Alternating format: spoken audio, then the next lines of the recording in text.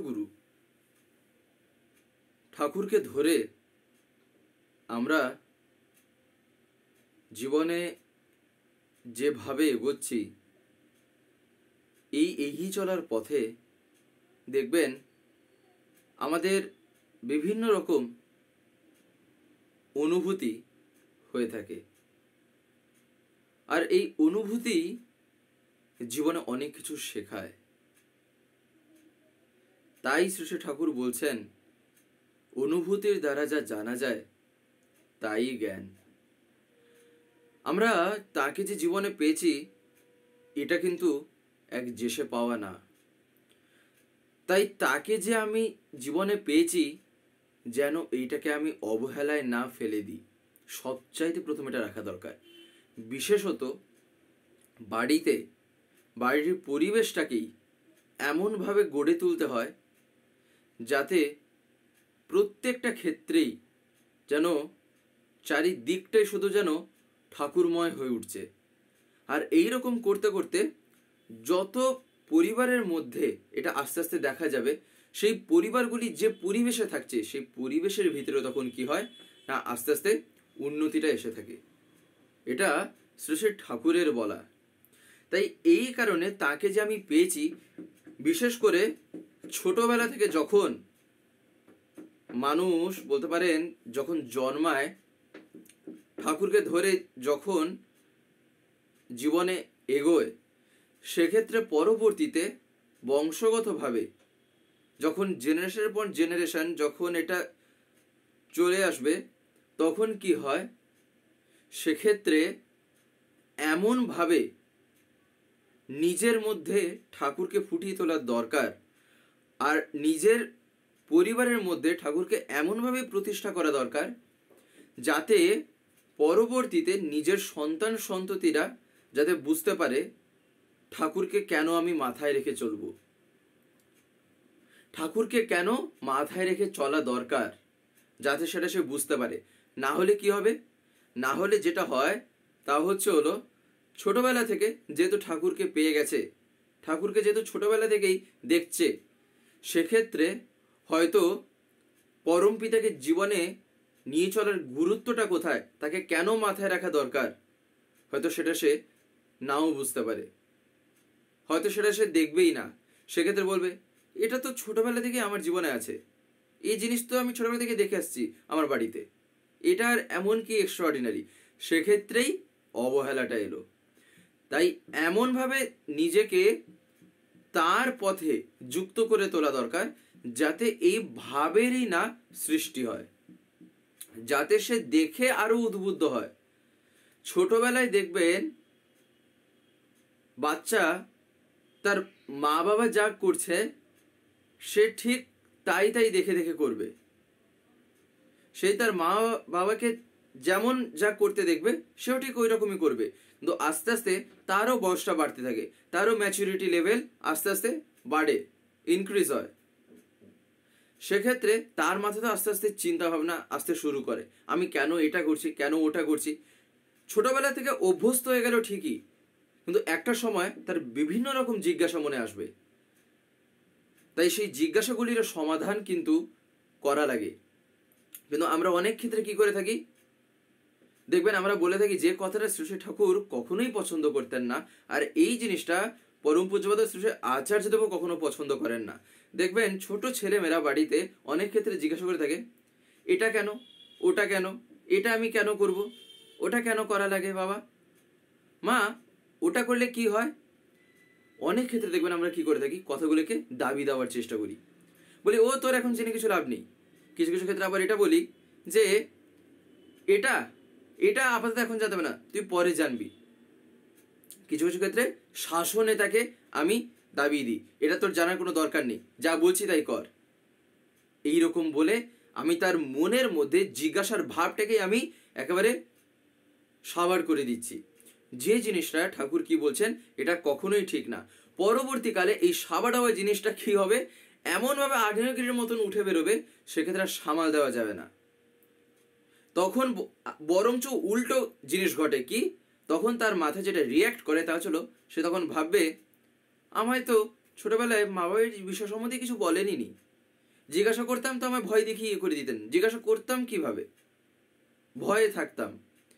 এই জিনিসটা যাতে না হয়, তাই ঠাকুর একদিন বলছেন যে আমি যা করেছি তা আমার অনুভূতির রাজ্যের মধ্যেই কিন্তু আছে, অর্থাৎ সব কিছুই তার অনুভূতির উপর দাঁড়িয়েই বলা। তাই ঠাকুর বলছেন যদি সেইগুলিকে কেউ জেনে আস্তে আস্তে চরিত্রগত করতে চেষ্টা করে, তার জীবন উন্নত হবেই হবে। যেমন এই নাম ধ্যান, নাম ধ্যানের প্রভাব এটা কি বলে বলে শেষ করা যায় নাকি এর জানারও কোনো শেষ আছে? যেমন নাম তেমন ধ্যান, দুটোর গুরুত্বই জীবনে বিশাল। এই যে নাম ধ্যান, দেখবেন কথাটাকে একসাথে বলা হয়, কিন্তু দুটো জিনিস, ব্যাপারটা সূক্ষ্মভাবে যদি দেখি দুটো কথার মিনিংটা আলাদা হয়, তবে করার ক্ষেত্রে দুটো জিনিস একসাথে ঘটে থাকে। যেমন নাম, নাম কথার মানে কি, নাম কথার ভিতরে আছেটা কি? নামের ভিতরে আছে, ঠাকুর বলছেন এইটা হলো সব কিছুর একটা আদি মরকজ। এটা একটা এমন জিনিস যা আমার ভিতরে আগে থেকেই আছে। ঠাকুর বলছেন এটা হলো, আমরা দেখবেন বলে থাকি না এই শব্দ, এই নাম, এই নামের ভিতরে দেখবেন আমরা যেসব শব্দগুলি বাস্তবে নামের আকারে মনে মনে বলে থাকি কিংবা যাই করে থাকি না কেন, ঠাকুর বলছেন সেটা তো একটা শব্দ, সেই শব্দেরও আবার একটা প্রাণ চাই। ঠাকুর বলছেন এই নাম হলো এক এমন জিনিস, তাই এই নাম হলো সেই প্রাণ, শব্দের প্রাণ এটা। তাই এই যে নাম, এই নামটা ঠাকুর বলছেন এটা হলো জীবনের হলো একটা ক্লু। তাই ঠাকুর একদিন বলেছিলেন it is a clue of life, এটা একটা জীবনের সংকেত। তাই আমি যখন নাম ধ্যানও করছি, নাম ধ্যান করার সময়ও যেন মাথায় থাকে যে আমি নামটা করছি, নামটা বাস্তবে কি এক্সপ্রেস করে থাকে, নামের ভিতর দিয়ে কি আসে, নাম করলে কি হয়, আর নামটাই বা কি, এই নামই কেন, এইগুলিতেই জানা দরকার। তারপরে ধ্যান, ধ্যান কি, ধ্যান কেন করব? দেখবেন যে ধ্যান আমরা অনেকে বলে থাকি বসে ধ্যান করতে হয়, ধ্যান করা লাগে। জবরদস্তি কোনো কিছুতে কিন্তু ধ্যান করা যায় না, এটা কিন্তু মাথায় রাখতে হয়। ধ্যান কথার অর্থটা কি, এগুলিতেই জানা দরকার। এই নামের ভিতর দিয়ে ধ্যানটা আপনা থেকেই হয়। কিভাবে? নাম বাস্তবে কিন্তু নামই যিনি তাকেই প্রকাশ করে থাকে। তাই ঠাকুর একটা কথা বলতেন, নাম আর নামই অভেদ, অর্থাৎ নামের ভিতর দিয়েই আমি নামীকে কিন্তু জীবনে অনুভব করতে পারবো, তাই না? আবার এই যে নাম, এই নামও আবার বিভিন্ন রকমের হয়। ঠাকুর দেখবেন এসব নিয়ে বিভিন্ন কথা বলেছেন, ধনাত্মক নাম, তারপরে ধূর্ণাত্মক নাম, আরো অনেক রকম নামেরও আবার স্তর আছে। সব কিছুরই একটা স্তর হয়, একটার পর আরেকটা, আরেকটার পর আরেকটা, তাই না? ঠাকুর বলছেন এই জিনিসগুলি হয়তো সবাই নাও বুঝতে পারে, সবার ব্রেন হয়তো এখনো পর্যন্ত সেই জায়গায় পৌঁছাতে পারেনি, যেটা সাধনা করার ভিতর দিয়ে ঠিক পৌঁছে যাবে। তাই মূল জায়গা যেটা, তা হলো প্রেম। প্রেমের ভিতর দিয়েই বাস্তবে কিন্তু এই সব কিছু পাওয়া যেতে পারে। যে একদম লেখাপড়া জানে না, যে হয়তো তার সিগনেচারটা ছাড়া আর জীবনে কিছুই পারে না, সে সইটাও যে করছে একটা বিশাল বড় যেন তার কাছে সেটা জিনিস, সেও ঠাকুর বলছেন তার কাছেও এমন এমন জিনিস তখন ধরা দেবে, যদি সে পরমপিতাকে মাথায় নিয়ে চলে, তখন বাইরের লোকেরা দেখে তাদের মাথায় হাত উঠে যাবে যে এই মানুষটা যে কিনা মানে নিজের স্বাক্ষর পর্যন্ত করতে তার হাত কাঁপতো, কোথায় এদিক ওদিক হয়ে যাবে, সে আজকে দাঁড়িয়ে সে ঠাকুরকে এমনভাবে মাথায় নিয়ে চলছে, ঠাকুরের কথা এমনভাবে সে চরিত্রগত করছে। আর তখন তার মুখ দিয়ে পরমপিতা দয়া করে এমন এমন কথা বের করাবেন যেগুলি শুনলে মানুষ হতবাক হয়ে যাবে। এই কারণেই ঠাকুর নামধ্যানের উপর এত জোর দিয়েছেন। শ্রী ঠাকুর একদিন বলছেন যে নামধ্যান রীতিমতো করবেই, এর ভিতর দিয়ে আত্মিক শক্তি জেগে ওঠে। আত্মিক শক্তিটা তাই ঠাকুর বলছেন জেগে ওঠার ভিতর দিয়ে কি হয়, সেক্ষেত্রে আবার কাজের সুবিধা হয়, কাজে সেক্ষেত্রে এনার্জি পাওয়া যায়, শক্তি পাওয়া যায়, ইন্সপিরেশন পাওয়া যায়, প্রেরণা পাওয়া যায়, অনেক কিছুই হয় নামধ্যানের ভিতর দিয়ে। আর ওতেই কাজ করাবে তখন, যখন আমি কথা বলছি, সে কথা ঠাকুর বলছেন কথা বলবে আর উদ্দীপনার আগুন বেরোবে, ম্যাগনেটিক পুল থাকবে তার একটা, অর্থাৎ চৌম্বক আকর্ষণ। ঠিক একটা চুম্বকের কাছে যদি দু চারটে লোহা থাকে, লোহার জিনিস দেখবেন যেমন আকর্ষণ করে নেয়, যদি দু চারটে লোহার গুড়ি যদি থাকে তার মাঝখানে যদি চুম্বক নিয়ে আসি সঙ্গে সঙ্গে টেনে নেবে। এতটাই পাওয়ারফুল জিনিস, এতটাই তার মধ্যে সেই বলতে পারেন পাওয়ারটা আছে। তার কারণ কি? তার কারণ সেই ম্যাগনেটিক ফিল্ডের মধ্যে ওটা চলে এসছে। দেখবেন এগুলো আমাদের ফিজিক্সে পড়ানো হয়ে থাকে। ফিজিক্সের একটা জায়গায় এই চৌম্বক শক্তি কি, তারপরে এই ম্যাগনেটিক ফিল্ড কি, এগুলো নিয়ে পড়ানো হয়। সেখানে যেটা আমরা বাস্তবে জেনে থাকি তা কি? তা হচ্ছিল ম্যাগনেটিক ফিল্ড মানে এমন একটা ক্ষেত্র, যে ক্ষেত্রের মধ্যে যে জিনিসগুলি যখন চলে আসে, আর সেই চুম্বকটা যেখানে আছে সেই চুম্বকের যতটুকু যে ফিল্ডটা সে নিয়ে রেখেছে, সেই ফিল্ডের মধ্যে যেগুলো যেগুলো জিনিস আসবে যা কিনা এই চুম্বকের কাছে এসে লেগে যায়, সেইগুলি তখন কি হয় না, সেই চুম্বক শক্তিটায় ভিতর দিয়ে সেক্ষেত্রে তখন এসে জড়ো হয়ে যায় এই চুম্বকের গায়ে, সেই আকর্ষণে। সেটাকে বলা থাকে ম্যাগনেটিক পুল। সেই টানটা তখন আসে। ঠাকুর বলছেন নিজের ব্যক্তিত্বটাকেও ওই রকম করে গড়ে তোলা দরকার, যাতে সেই আকর্ষণে মানুষ তোমার কাছে চলে আসে। তাই ঠাকুর বলছেন সব করা তোমার আদর্শকে সার্থক হওয়া চাই, তবেই সাকসেসফুল হতে পারবে, অর্থাৎ কৃতকার্য। যেমন শ্রী ঠাকুর বলছেন, যেমন শিবাজি ছিলেন, সব যা কিছু তিনি তার জীবনে করলেন কার জন্য করেছিলেন? ঠাকুর বলছেন রামদাসের জন্য। তাই ঠাকুর দিয়ে বলছেন তোমরা যেসব কর্মী সংগ্রহ করবে তারাও যেন তোমাদের ভাবে অনুপ্রাণিত হয়, অর্থাৎ আমার ভাবটা জেনে তারা যেন এখানে আসে, আমার ভাবটাকে তারা জানছে, অনুভব করছে, সেই ভাবে তারা অনুপ্রাণিত হয়ে যাচ্ছে। তাই এই যে ঠাকুর বললেন তোমরা যেসব কর্মী সংগ্রহ করবে, এখানে একটা কথা বলে রাখা ভালো, যে কথাটা আচার্যদেব এই কথাটা বলেন যে কর্মী কাকে বলে। আমরা অনেক ক্ষেত্রে কর্মী বলতে দেখবেন বোঝাই, কর্মী মানেই শুধু হচ্ছে হলো যারা যাজক, যারা অধৈর্য কিংবা ঋত্বিক, অর্থাৎ যারা পাঞ্জাধারী, তারাই বুঝি শুধু কর্মী। আচার্য বলছেন তা মোটেই না। যে জীবনে ঠাকুরের কাজ করছে, যে জীবনে ঠাকুরকে নিয়ে এগিয়ে যাচ্ছে, প্রত্যেকেই আমরা সবাই কর্মী। কর্মী কাকে বলা হয়? একদম সহজ ভাষায় যদি কর্মী বলতে বুঝি, তাহলে কর্ম যে করে সেই তো কর্মী। তাহলে আমি যখন ইষ্টপথে লেগে থেকে ইষ্টকর্মে যখন আমি ব্যাপৃত হয়ে আছি, সেক্ষেত্রে আমি কেন কর্মী না? আমিও তাই কর্মী।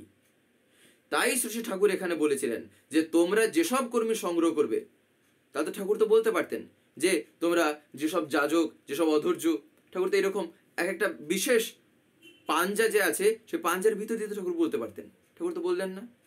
এই কারণে কর্মী কথার অর্থটা কিন্তু আগে দেখা লাগে। হ্যাঁ, ঠাকুর আবার এটাও বলেছেন যে দেখবেন আমরা কর্মী বলতে যেটা অনেক ক্ষেত্রে মাথায় যেটা আমাদের থেকে গেছে তা হচ্ছিল এই যাজক, অধৈর্য কিংবা ঋত্বিক, এই নামগুলো ঠাকুর বলছেন এনারাও কর্মী, কিন্তু তার বলে যারা বাদ বাকি যারা আছে তারা যে কর্মী না, এ কথা কে বলেছে? পরমপিতার জগতে সবাই এক একটা জায়গায় প্রধান, সে তার মতন করে তার বৈশিষ্ট্যে সে দাঁড়িয়ে আছে। তাই নিজের বৈশিষ্ট্যটাকে ধরে রাখা চাই। তাই ঠাকুর বলছেন কি, দেখবেন বৈশিষ্ট্যের পোষণ যাতে হয় সেই রকম ভাবে যোগান দেওয়া লাগে। তাই তো তাকে বলা হয়ে থাকে বৈশিষ্ট্য পালি আপুরয়মান, বৈশিষ্ট্য পালি মানে কি? বৈশিষ্ট্য পালি, পালি মানে যিনি পালন করছেন বৈশিষ্ট্যটাকে, যার মধ্যে যেটা আছে সেই বৈশিষ্ট্যটাকে যখন তিনি ধরিয়ে দিচ্ছেন, বৈশিষ্ট্যটাকে তিনি পালন করছেন, আপুরয়মান, অর্থাৎ তিনি সেই পরিপূরণকারী, সেই বৈশিষ্ট্যের পরিপূরণ করছেন তিনি। কিভাবে? তার কথাটাকে যখন আমি মেনে চলছি, তখন আমি নিজেই তা ফিল করতে পারবো যে তিনি আমায় দয়া করে এই জীবনে কি যে দিয়েছেন। তখন নিজেই আমি অনুভব করতে পারবো, তখন মনে হবে এই জিনিসটা করলে বুঝি ভালো হয়, এই জিনিসটা পরমপিতার দয়ায় যদি তিনি চান এটা হলেও হতে পারে, যদি তিনি চান। তখন এইরকম দেখবেন এক একটা মনের মধ্যে একটা টিউনিং ক্রিয়েট হয়। আর এগুলি কোনো ফাঁকিবাজি জিনিস না। ঠাকুর বলছেন এটা একমাত্র সম্ভব যখন আমি সাধনার জগতে এগোবো। শুধু মুখে দু চারটে কথায় দু চারটে ভাষণ দিয়ে দিলে হয় না। আমি 10টা লোককে বলছি, 10টা লোককে আমি উপদেশ দিচ্ছি, অথচ আমার যদি নিজের মধ্যে তা যদি চরিত্রগত না থাকে, তাহলে সেক্ষেত্রে কি হয়? সেক্ষেত্রে যেটা হয় তা হচ্ছিল মুখে আছে ব্যবহারে নাই। ঠাকুরের ওই কথাটা, মুখে আছে ব্যবহারে নাই, সেই শিক্ষার মুখে চাই। কিংবা ঠাকুরের এই বিষয় সম্বন্ধে অনেক রকম কথা আছে। যেমন ঠাকুর বলতেন কি, কপট ব্যক্তি, তাই ঠাকুর বলতেন অকপট হওয়া চাই। অর্থাৎ আমার মুখে আমি যা বলছি যেন আমার করাতেও তা থাকে, মনেও তাই থাকে, মন মুখ এক হওয়া চাই। তাই ঠাকুর বলছেন যে ফাঁকিবাজি দিয়ে কিছু হবে না। তাই সত্যানুসরণ ঠাকুর কি বলছেন? ফাঁকি দিলেই পেতে হবে তা। আমরা এই যে আলোচনাগুলো শুনছি বা দেখছি, একটা জিনিস লক্ষ্য রাখা দরকার, আমরা কি প্রত্যেক দিন এই ভিডিওগুলো পাই এই স্বস্তিতীর্থ থেকে বা চ্যানেল থেকে? দেখবেন আপনারা হয়তো অনেকে এমন আছেন যারা ইউটিউব খোলার পরে এরকম স্ক্রল করেন, দিলে আপনারা দেখতে পান। কিন্তু আপনাদের যদি ডেলি তার কথা শুনতে হয়, প্রত্যেক দিন যদি শুনতে হয় পরমপিতার কথা বা বিভিন্ন ঘটনা বা দর্শনের উপর আলোচনা, তাহলে আপনাকে তো চ্যানেলটাকে সাবস্ক্রাইব করে রাখতে হবে, যেটা অনেকে আমি দেখতে পাই হয়তো করতে জানেন না। বিশেষ করে যারা একটু বয়স্ক আছেন বা যারা মানে এতটা এক্সপার্ট নন মোবাইলের ক্ষেত্রে, তাদের কাছে আমি বলছি আপনারা যদি না পারেন তাহলে বাড়িতে যারা ছোটরা আছে তারা এইসবে একদম পুরো মাহির, এক্সপার্ট, হাতের খেলা তাদের কাছে, তাদেরকে বলবেন, তারা করে দেবে। বলবেন সাবস্ক্রাইব করে পাশের যে একটা বেল আইকন আসবে ওটা প্রেস করে অল করে রাখতে। দিলে কি হবে, আমি যে ভিডিওগুলো আপলোড করব, আপলোড করা মাত্রই আপনাদের মোবাইলে নোটিফিকেশন চলে যাবে। নেট যদি অন থাকে তাহলে নোটিফিকেশন চলে যাবে যে ভিডিও আপলোড হয়ে গেছে। তখন আপনারা সেখানেই ডাইরেক্ট প্রেস করে ইউটিউবে ঢুকে দেখতে পারবেন। তখন আপনাদের ইউটিউব খুলে আর খুঁজতে হবে না, তাই না? তাই আপনারা যাতে প্রতিদিন শুনতে পান, তাই আপনারা এটা অতি অবশ্যই করে রাখবেন। এই তা মানে কি? এই তা মানে শ্রী শ্রী দাদাই বলে দিয়েছিলেন যে ফাঁকি দিলে আমি ফাঁকিরই অধিকারী হলাম। আমি যে জিনিসটা করব আমি সেটার অধিকারী হয়ে উঠবই, এটা অতি নিশ্চিত। আমি যদি চুরি করতে বেরোই তাহলে আমি চোর, আমি যদি এখন মদ খাই তাহলে আমি মাতাল, আর আমি যদি এখন কাউকে শিক্ষা দিই তাহলে আমিই সেই শিক্ষক, আর আমি যদি কাউকে এখন জীবনের পথে এগিয়ে যেতে একটু সাহায্য করি তাহলে আমি তার জীবনে, সে তখন মনে করবে যে ইনি আমার জীবনে যে সে কেউ নন, ইনি যদি না আসতেন আমি হয়তো এটা জানতেই পারতাম না। তাহলে সেই একটা মানুষ কত রকম হওয়ার সম্ভাবনা আছে। তাই আমাকেই সিলেক্ট করতে হবে আমি কোনটা করতে চাই। আমি যেটা এগোবো আমি সেই রকম ফল পাবো। তাই ঠাকুর কি বলছেন? ফাঁকি দিলেই পেতে হবে তা, ফাঁকি দিলে ফাঁকিই পাবো। তাই ঠাকুর বলছেন যে এই করা এমন হওয়া চাই যেন এই করার ভিতর দিয়ে নিজের চোখে মুখে যেন তার প্রভাব দেখা যায়। এই ফাঁকিবাজি দিয়ে, তাই ঠাকুর বলছেন কিছু হবে না। তা দিয়ে যত বড়ই সৌধ গড়ো, ঠাকুর বলছেন তা দিয়ে যত বড় সৌধই গড়ো তা টিকবে না। তাই আমরা চাই কি? ঠাকুর বলছেন আমরা চাই আমাদের কৃষ্টি বৈশিষ্ট্যে দাঁড়াতে। তাই আমাদের চলনাটাও সেই রকম হওয়া চাই। এই যে নাম ধ্যানের কথা যে শুনছি, এই নাম ধ্যান ঠাকুর বলছেন, ঠাকুর দেখবেন কিছু কিছু ক্ষেত্রে ঠাকুর বলতেন, এই তুই নামের বড়ি পেয়েছিস? তুই নামের বডি নিয়েছিস। নামের বডি মানে কি? নামের বডি মানে হচ্ছে হলো নাম নিজের মধ্যে ইম্পার্ট করার পর আমি সেটাকে অভ্যাসে ফুটিয়ে তুলেছি। তো নামের বডি বলতে, বডি দেখবেন কথাটা আমরা আগেকার দিনে এই কথাটা অনেক হয়তো শুনতাম, বডি কথা মানে ছিল ঔষধ। এই নামটা যে কেমন ভাবে ঔষধের মতন ক্রিয়া করে থাকে, একটা ওষুধ যেমন কাজ করে, ঠাকুর বলছেন এই নাম হচ্ছিল তাই। যে জিনিসটা জীবনের স্পন্দন, ঠাকুর বলছেন যে জিনিসটা জীবনের স্পন্দন, সেটাকেই আমি যদি ভুলে যাই তাহলে আমার জীবনটা কিসের দাঁড়ায় দাঁড়িয়ে থাকবে। তাই তাকে জীবনে খুশি করার ধান্দাতেই লেগে থাকতে হয়। আমি নাম ধ্যান করবো তাকে খুশি করার জন্য। তাই ঠাকুর বলতেন, এই তুই নামের বডি পেয়েছিস, তুই নামের বডি নিয়েছিস তো, তাহলে দেখেন নাম কেমন ভাবে করা লাগে। তাই শ্রী ঠাকুর নাম ধ্যান করার সবচাইতে শ্রেষ্ঠতম যে একটা বলতে পারেন মুহূর্ত, সবচাইতে শ্রেষ্ঠতম যেটা ঠাকুর বলতেন তা ছিল ব্রাহ্ম মুহূর্ত, সবচাইতে বেস্ট টাইম নাম ধ্যান করার। কিন্তু দেখবেন অনেক আবার আমরা করতে পারি না। তা বলে কি তারা পারবে না, নাকি তারা করবে না? তার জন্য ঠাকুর পদ বলেছেন এগুলো তাই জানা লাগে। হয়তো আমি ব্রাহ্ম মুহূর্ত অর্থাৎ ভোরবেলা উঠে আমি করতে পারছি না, যেমন ভাবে ঠাকুর বলেছেন, অর্থাৎ যেটা হলে বেস্ট হয়, আমি করতে পারছি না, আরেকটা সময় আমি করব। কিন্তু করার সেটার একটা আগ্রহ থাকা চাই, একটা টান থাকা চাই, আর এটা জাগবে ভালোবাসার ভিতর দিয়েই। আর যেখানে ভক্তি, ভক্তি কথার ভিতরে কিন্তু প্রেমই থাকে। ঠাকুর নিজে একথা একদিন বলছেন যে যেখানে ভক্তি আছে সেখানে পরম প্রেম থাকে। ভক্তি তাই একটা পরম প্রেমের লক্ষণ, তাই না? তাই এই যে ব্রাহ্ম মুহূর্ত, ব্রাহ্ম মুহূর্ত মানে কি? যে সময় আমরা ঘুম থেকে আমাদের ওঠা দরকার, উঠে থাকি না। উঠে থাকি বলতে এখন কেউ বেলা 10টার সময় ঘুম থেকে ওঠে, কেউ 8টার সময় ওঠে, কেউ আবার ভোর 3-4টার সময় ওঠে। তাই যে সময় উঠলে ব্রাহ্ম মুহূর্তটাকে আমি পাই, সচরাচর যেটা বাস্তবে বললে মানুষের বুঝতে সুবিধা হবে তা হচ্ছিল সকালবেলা প্রার্থনা। এটা আমরা অনেকেই প্রায় জানি সময় কোন মাসে কেমন হয়। ঠিক তার আগের যে সময়টুকু থাকে, অর্থাৎ তার আগের যত ঘন্টাটা থাকে, 2 ঘন্টা 3 ঘন্টা আগে আগে, সেগুলি হচ্ছে একদম পুরো বেস্ট টাইমিং হয় নাম ধ্যানের জন্য। তো সেই মুহূর্তে ঘুম থেকে উঠে করতে পারলে খুবই তা প্রভাব দেয়। আর তা না হলে ঠাকুরের তো আলাদা অনেক সময় বলা আছে, সেগুলো আমি করব, সেসব আমি চেষ্টা করব। স্বয়ং পুরুষোত্তম এসছেন, কোনো একটা পথ ছাড়েননি যেখানে তার সন্তান বঞ্চিত হয়ে যাবে। সব পথ তিনি দিয়ে দিয়েছেন, শুধু সন্তানের চাই শুধু এবারে আগ্রহ। চাবিও তিনি দিয়ে দিলেন, এবারে আমি তালা খুলবো কি খুলবো না সেটা আমার হাতেই আছে, তাই না? তো যাই হোক, আজকের এই ভিডিওটা এবার আমি এখানেই শেষ করবো। শেষ করার আপনাদের কাছে একটি কথাই বলবো, যদি আজকের ভিডিওটি আপনাদের ভালো লেগে থাকে তাহলে একটি লাইক করে দেবেন, সবার ভিতরে শেয়ার করে দেবেন, কেমন লাগলো নিচে একটি কমেন্টে লিখে জানাবেন। আর যদি চ্যানেলটিকে এখনো সাবস্ক্রাইব করে না থাকেন তাহলে অতি অবশ্যই চ্যানেলটিকে সাবস্ক্রাইব করে পাশে বেল আইকন প্রেস করে অল করে রাখতে একেবারেই ভুলবেন না। আর এরকম বিভিন্ন নতুন এবং ইন্টারেস্টিং ভিডিও সবার আগে পাওয়ার জন্য।